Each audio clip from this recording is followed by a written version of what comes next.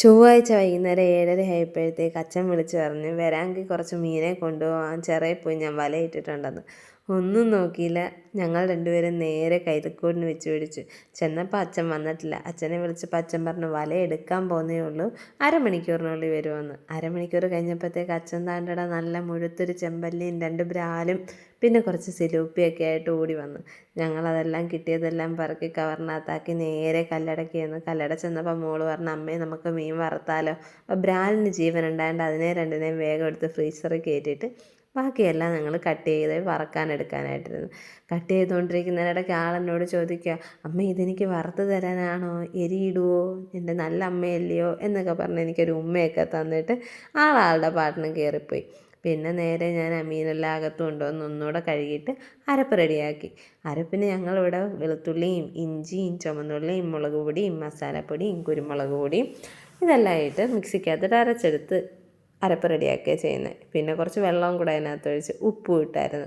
എന്നിട്ട് അതെല്ലാം കൂടെ നമ്മുടെ മീനകത്ത് പുരട്ടിയെടുത്ത് കുറച്ച് ഞാനെടുത്ത് മാറ്റി വെച്ചിട്ടുണ്ടായിരുന്നു.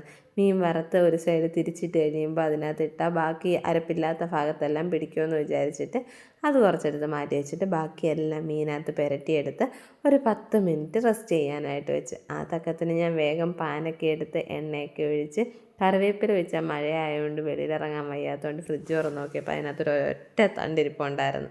അത് പിന്നെ അതിനകത്തോട്ട് എടുത്ത് വെച്ച് വേഗം നമ്മുടെ 10 മിനിറ്റ് കഴിഞ്ഞപ്പോഴത്തേക്കുള്ള മീനും എല്ലാം എടുത്ത് സെറ്റ് ചെയ്ത് എണ്ണയ്ക്കകത്തോട്ട് ഇട്ട് കൊടുത്ത്. അത് എണ്ണയ്ക്കകത്ത് ഇട്ട് കഴിഞ്ഞപ്പോഴത്തേക്കും ഒരു നല്ല മണം വന്ന നല്ല വെളുത്തുള്ളിയുടെയും ഇഞ്ചിയുടെയൊക്കെ നല്ല മണമായിരുന്നു. അപ്പോൾ തൂടി വന്ന് എന്നോട് ഒരു അമ്മേ മീൻ വറുത്ത മണം വരുന്നമ്മേ, മീൻ വറുത്ത മണം വരുന്നമ്മേന്ന്. ഞാൻ ചിരിച്ചുകൊണ്ട് പിന്നെ വേഗം ഒരു 10-15 മിനിറ്റ് അത് വേവിക്കാൻ വെച്ചിട്ട് പിന്നെ വേഗം എടുത്ത് തിരിച്ചിട്ട് പിന്നെ നമ്മൾ എടുത്ത് വെച്ചിരുന്ന മാറ്റി വെച്ചിരുന്ന അരപ്പില്ലേ അതും അതിനകത്തിട്ട് നന്നായിട്ട് ഇളക്കി കൊടുത്തൊരു 10 മിനിറ്റ് എന്നിട്ടും വെച്ച് വേഗം കുറേ നേരം കഴിഞ്ഞപ്പോഴത്തേക്ക് നമ്മുടെ മീൻ വറുത്തത് റെഡിയായി.